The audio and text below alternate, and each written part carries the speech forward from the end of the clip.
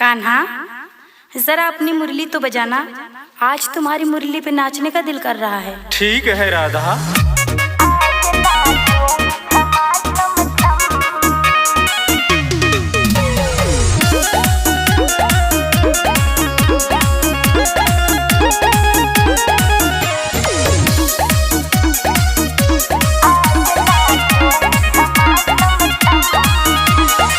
तेरा रहूंगा सुन ले राधा, ले ले जन्म जन्म का वादा।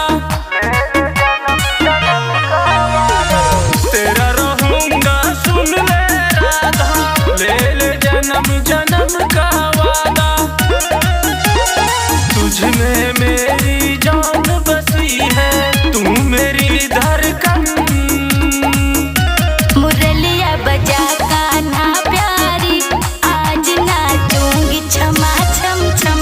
मुरलिया बजा कान्हा प्यारी, आज नाचूंगी छमा छम छम।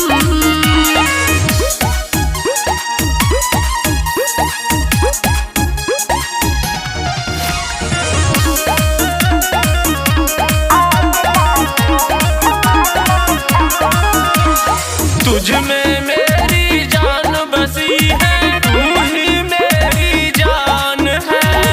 जानती है दुनिया सारी, तू ही मेरी पहचान है।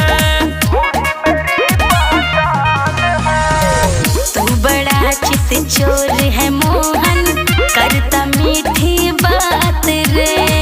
मेरे दिल का चैन चुरा के करना ना घात रे। मैं जो गाऊं सुन ले राधा, तू है वो सरगम।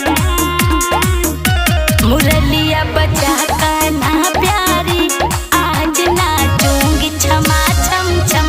मुरलिया बजा कान्हा प्यारी, आज नाचूंगी छमा छम छम।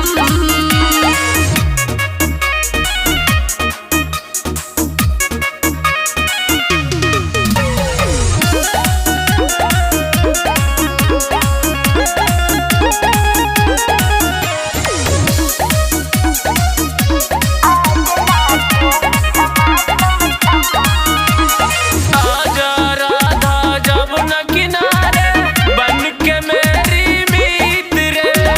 चल दिखाऊं कदम के छैया, कैसी मेरी प्रीत रे। जब जब मोहन राधे राधे कह के मुझे बुलाएगा, तब तब राधा दौड़ के आए, रोके ना कोई पाएगा।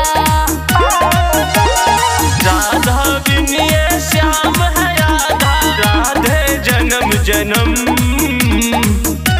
मुरलिया बजा